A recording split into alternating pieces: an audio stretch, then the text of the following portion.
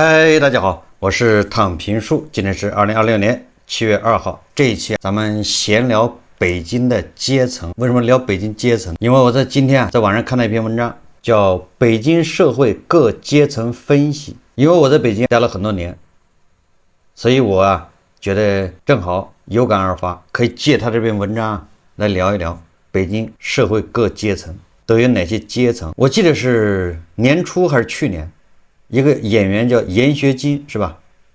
他在网上说，他直播的时候说诉苦，说自己儿子儿媳是个演员，一年就赚个20-30万，演戏没有戏可演，家里还有孩子，完了一年花70-80万，入不敷出啊。结果本来是一个唠嗑，是吧？结果让他的粉丝破防了，说你这是凡尔赛，你这么有钱是吧？你这么作，这么铺张浪费，你要跟我们要钱，家人们这个能买什么东西是吧？所以说他的粉丝就破防，最后导致严学金后面就反正很多曲折。现在我看那个新闻，严学金把很多人给告了，就是黑粉他实在受不了了。但是我做过一个节目是吧？我说很多人他不了解北京，其实严学金他说的是实际情况，但是让很多人破防了，因为很多人不了解北京。所以这里面我结合这篇文章来聊一聊。他这文章说，作为全国政治文化科创如金融中心，北京形成了分层清晰、空间割裂、流动性复杂的金字塔型社会结构。这个文章的作者叫谢万斋杂谈，谢万斋主人。他说，不同于普通省会城市以收入单一划分阶层，北京的阶层判定它有几个维度，一个是户籍，一个是房产资产、体制身份、学历、职业、代际资源多重要素叠加的结果。他这说的倒没错，就是在北京，你如果光看到有多少钱，好像也不行。你有个北京户口，那立马是不一样。光有北京户口也不行，那你北京户口你多少代了？老北京还是新北京，是吧？这个维度还是很多的，很细。房产资产，那房子在哪儿，是吧？是四合院还是高楼，这都不一样。你是体制内还是体制外，是吧？那当然学历职业这都是必不可少的，还有你有多少人脉资源，这各个方方面面各个维度。他说全市常住人口2000余万，其中本地户籍、长期落户新北京人、外来流动务工者构成3大人群基底。2环内核心城区、近郊改善居住区、远郊通勤板块、城乡结合部形成完美差异化生存空间。2024年，北京居民人均可支配收入85415元，但财富分配高度分化，数百万外来务工群体仍在承担高租金、长通勤的深层压力。平行世界共存的是这座城市最真实的底色。他这说的都问题不大。好，他开始分层了。第一个说，顶层财富如精英阶层，是金字塔的塔尖，他说占比不足0.5%。那这个阶层包括什么人？都有哪些人？他说该阶层包括头部民企创始人、资本富豪等，头部金融、互联网、地产创始人，净资产数千万至数亿，核心资产集中在东城、西城、朝阳公园、西山别墅区，单套房产价值数千万至上亿。职业特征：上市公司实控人、头部投资机构合伙人、文化行业顶级从业者，家庭年收入普遍在200万以上，净资产2000万起步，多数持有多套核心学区房、高端别墅，金融资产充足，无房贷压力。这是他们的职业特征。在第一个阶层呢，头部只占0.5%。那么这些人的深层状态呢，叫生活圈高度封闭，社交集中于私人会所、高端圈层，子女就读国际学校或顶尖公立名校，养老医疗资源优先供给，几乎不存在深层焦虑。核心诉求是资产保值、代际资源传承，规避政策与市场风险。阶层壁垒说圈层门槛极高，普通工薪阶层几乎无向上流动通道，身份、人脉、原始资本3重壁垒隔绝外部人群，与其他阶层形成物理、社交双重隔离。第二个阶层，他说是高阶中产与体制中间阶层，这个是构成了塔身的上层，占比3%，人数也少。就是这一层是普通人认知中的北京成功人士，分为2类，一是体制内高中层，那是不是胡信老师这种算吗？不知道。他说高校资深教授、3甲医院主任医师、重点小学、中小学骨干；二是互联网大厂总监、律所高级合伙人、金融机构资深经理、外企亚太管理层。这构成了这个金字塔的这个上层，这是所谓的北京成功人士。他判定的标准，家庭税后年收入80到200万。刚才这个顶层的是200万以上，这个是80到200万，净资产800到2000万，至少持有1套核心或次核心改善住房，部分家庭持有2套学区房，房贷压力可控，家庭储蓄充足，可自由支配教育、旅游、养老预算。多数为外地顶尖高校毕业生，依靠学历、专业能力落户北京，属于靠自身奋斗实现阶层跃升的典型群体。那么现实的困境呢？这个阶层说叫极致内卷与代际焦虑并存，工作强度极大，互联网管理层常年加班，体制中层事务繁杂，教育成本居高不下。北京课外培训市场规模超200亿，家庭每年教育支出10到30万成为常态，中年危机突出，互联网行业优化，体制晋升天花板，父母养老压力叠加，看似富足却长期精神紧绷，阶层流动天花板，受行业周期、年龄限制明显，互联网35岁危机，体制晋升名额稀缺，很难迈入顶层精英，是城市压力最集中的群体。这是金字塔的中上部，是人群的3%。那么第3个阶层呢？作者说普通城市中产，这个是塔身的主体，占比35%，大概1/3的人落在这个范围，这属于城市的中坚力量。这是北京体量最大的稳定群体，也是城市运转核心支撑，包含2类人群。第一是落户新北京人，985、211本科、硕士，普通公务员、中小学教师、普通医生、大产普通技术岗、码农、设计、传媒、普通金融从业者，就是金融民工。第二是早期土著，持有1到2套老城区房产，依靠房租补充收入，夫妻普通工薪，也老北京人有2套房，那就是这种群体。收入入门槛，资产门槛，说家庭税后年收入30到80万，那就是刚才不是80万到200万吗？那这个是80万以下到30万的，就属于这个群体。净资产呢是400万到800万，多数背负300到600万房贷，还有房贷吗？净资产400万800万，那加上房贷600万，那也得资产得上1000万。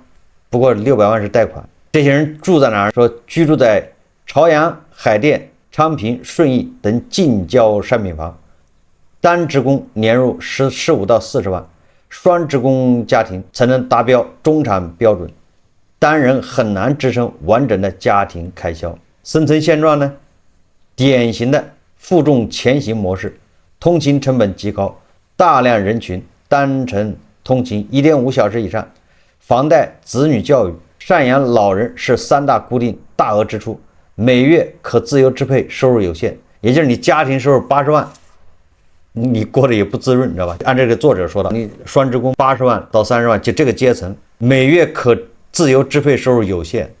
那你想象一下，如果是闫学金孩子，闫学金自己是演员是吧？那你很正常，他这80万不够花。你看这上面写的，这还是在北京市，属于是金字塔的中部了。你说闫学金的孩子，在北京是金字塔的中部，一年80万够呛。该群体普遍拥有本科及以上学历，是城市消费主力，追求教育公平与生活品质，但抗风险能力薄弱。一旦一方失业，家庭现金流会快速断裂。你看，有一个人没工作，儿媳没工作，那所以家里就揭不开锅，还得靠他这个当妈的补贴。他一哭穷，对吧？好多粉丝一看就破防了。你这么有钱，对吧？居然还跑这儿哭穷，对北京不了解。本土土著中产特殊性：早年低价购入房产，无大额房贷，每月房租收入2到3万，即便工资普通，生活舒适度远高于同收入外来中产。房产资产是二者最大分界线。第4个阶层就是小康工薪与基层体制群体，就是塔身的下半段，大概占比1/3，就32%。那构成的群体是谁呢？基层事业单位编内人员、基层国企职工、普通文职、中小企业职员、刚毕业硕士、小型个体户、持有平房的普通老北京，家庭年收入10万到30万，净资产100到400万。大量人群无自有住房，长期租房，少量土著持有一套老旧公房，无改善能力。核心的特征呢？收入仅能覆盖基础生活，抗风险能力弱，外来年轻北漂多租住老破小、合租公寓，月租金4000到8000元，占据工资1/3以上。基层体制内人员优势在于社保公积金完整，稳定不失业，但薪资涨幅缓慢，很难攒下大额存款。阶层的痛点：向上流动通道收窄。近年北京落户门槛抬高，普通本科很难落户，购房首付门槛持续走高，多数年轻人看不到购房希望。近3年20到35岁常住人口持续净流出，大量人群选择迁居天津2线城市，教育资源获取困难，无力承担高额课外辅导，只能依赖公立普通学校。这个说的是第4个阶层了。那第5个阶层呢？叫城市服务底层务工阶层，塔底主体占比28%，这个就涵盖了外卖骑手、快递员、商超导购、餐饮服务员、家政保洁、装修工人、网约车司机、物业基层员工，以外地农村、县城外来人口为主，大多无北京户籍，不具备购房资格，收入水平单人月入5000到12000，多为多劳多得，无完整五险一金，工作强度极大，骑手、装修工旺季月入过万，但全年无休，缺乏劳动保障，生病、意外会直接中断收入。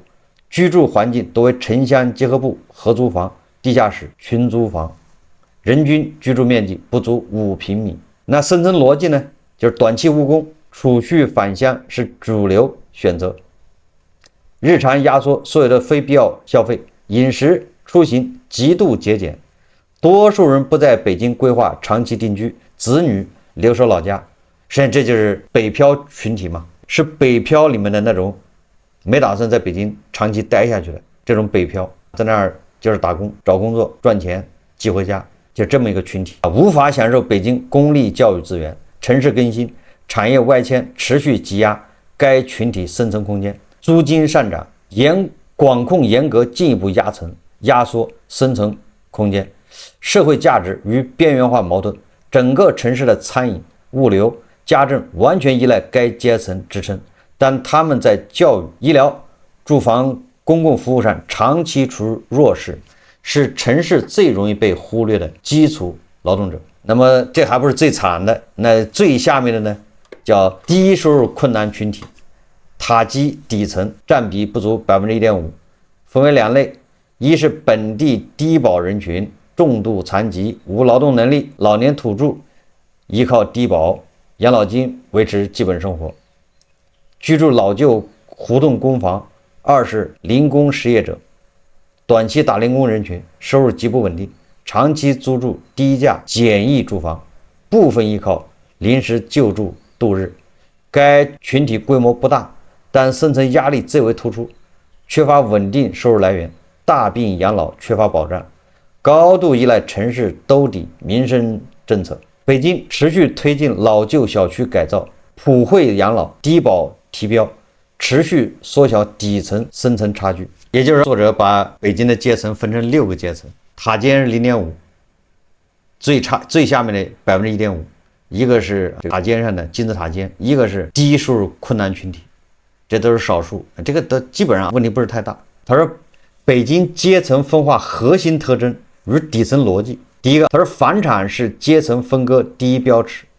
北京与其他城市最大区别，房产资产直接决定阶层安全感。同样家庭年入50万，无房租房家庭属于小康工薪，持有2套核心学区房，无贷家庭直接迈入高阶中产。2环内平房、海淀学区房形成天然财富鸿沟，房价将同收入人群切割为2种生存状态。第二个是户籍与体制是隐形分层壁垒，体制内编制带来完整的福利、稳定晋升、医疗、教育、绿色通道。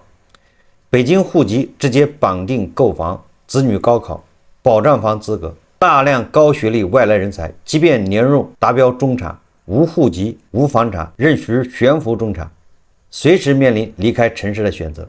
这个典型的例子就是已故的张雪峰，他就因为在北京，他本来是搞考研辅导，也还可以，那收入应该是可以的，但是因为没有户口，小孩生下来没户口，所以他才从北京出来了，跑到苏州。为什么他去苏州啊？就因为解决不了户口。关于很多有钱人在北京解决不了户口的很多，大家在网上可以看很多吐槽，也还有什么创业公司，甚至还有科技新贵上市公司老板解决不了北京户口，他们就很纳闷，我在北京交了这么多税，提供了这么多就业机会，居然连个北京的身份都没有。在网上可以找到很多这样的吐槽，现实中很多这样的例子。那第三个逻辑就是空间居住隔离，加剧阶层割裂，社会空间呈现清晰分层，东西城核心区聚集顶层高阶中产，海淀、朝阳商品房集中普通中产，昌平、顺义、通州是通勤工薪聚集地，大兴、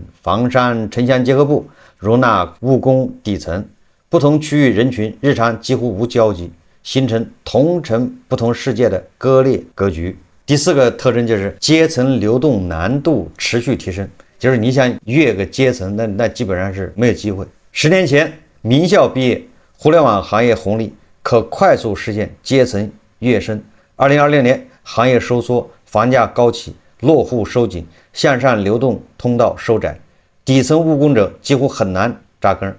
普通中产向上突破至高阶中产需要2代人积累，仅少数顶尖专业人才、创业者能实现阶层层级跃迁，阶层固化趋势显现。最后作者认为，而北京的多元阶层结构是首都城市功能、人口流动、资源分配共同作用的结果。顶层精英掌握着稀缺公共与市场资源，中产群体负责支撑城市经济创新，工薪与务工阶层维系城市基础运转，底层群体依靠民生保障兜底，各阶层共存共生，却又被房产、户籍、收入、空间层层分割。当前城市治理持续通过普惠教育、保障性住房、外来务工权益保障、养老医疗均等化，缩小阶层差距，缓解居住、教育、就业的结构性矛盾。对于个体而言，北京既是实现阶层跃升的平台，也意味着长期的竞争与压力。这座城市的包容性体现在容纳千万不同阶层的奋斗者，而未来发展的核心命题是打通阶层流动通道，缩小资源分配差距，让不同群体都能获得稳定有尊严的城市生活。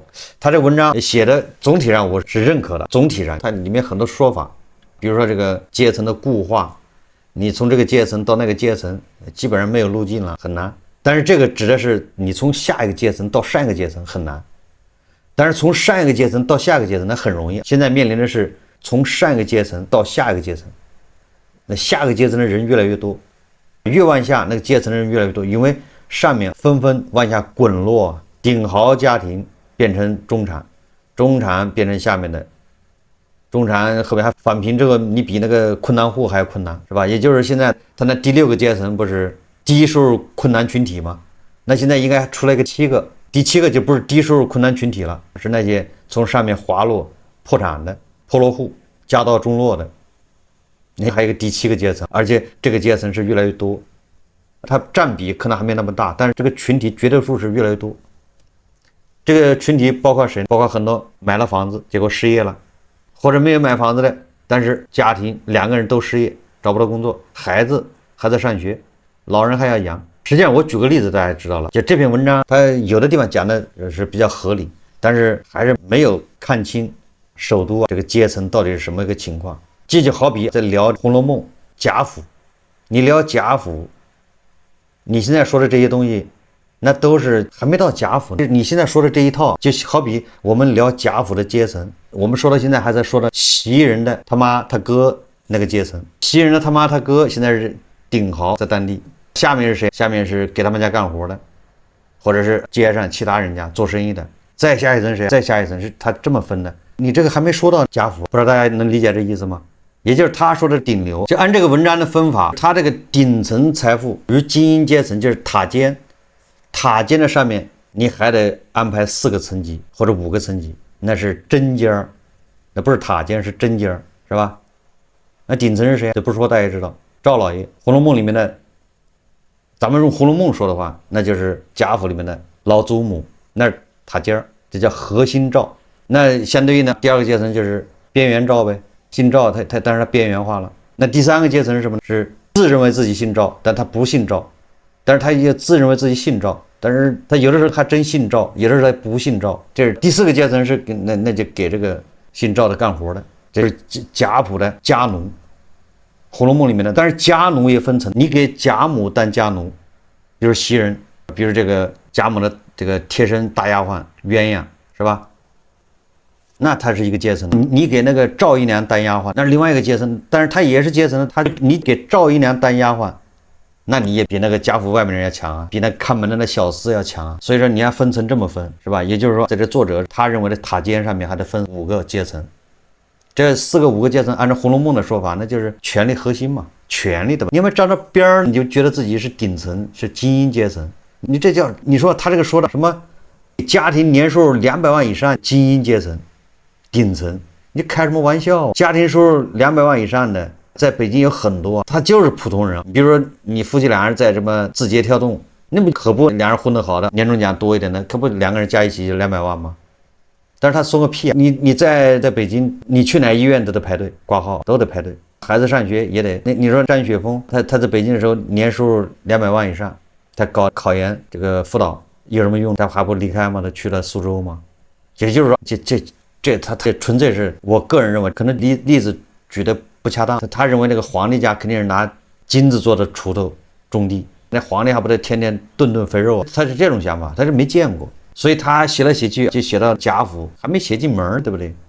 那贾府大门还没进，就是在贾府大门外得排了6个层级。就这个意思，给大家去理解一下。这真正的贾府你还没进，你不要说荣国府了，就宁国府你都赶不上，这还没进去分析的，这里面才是核心。刚说的这个1、2、3、4这些阶层，1、2、3这个3个阶层看上去还挺好，实际上它是我们说宽泛一点，它就是中产。这个中产实际上非常容易滑落，不管你是持有股票，你是上市公司，或者是你是什么企业高管。你家庭收入不错，一年几百万，但是或者上千万的，这我们叫中产。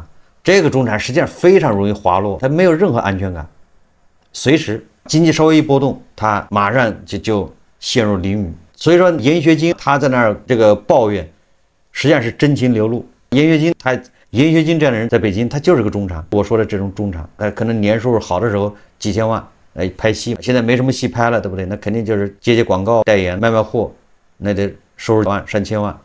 但是他是阶层滑落，他就抱怨，你看孩子，我这俩儿子媳妇都没工作，或者是没正经工作，是吧？演戏也没戏，家一本难念的经，比较大的难处，你很多人理解不了，所以说一下就炸锅了。实际上就是这样，这个阶层是很容易滑落的。但是作为底层牛马理解不了，因为底层的牛马是问题是本来一天3个馒头加榨菜的，现在居然变成2个馒头加榨菜，这就是滑落了。但是其实少吃1个馒头也无所谓，是不是？没有大事。那人家是从年入几千万，现在只有几百万了，或者几十万，那家庭开支都包不住了，难以为继了。虽然他收入还上百万的，这几百万，但是对他家庭收入的压力就大了。最主要是他是阶层滑落，他看看别的人跟他同一个阶层的人，人家还在往上走，他就受不了了。人家从收入几千万，现在是几个亿，是吧？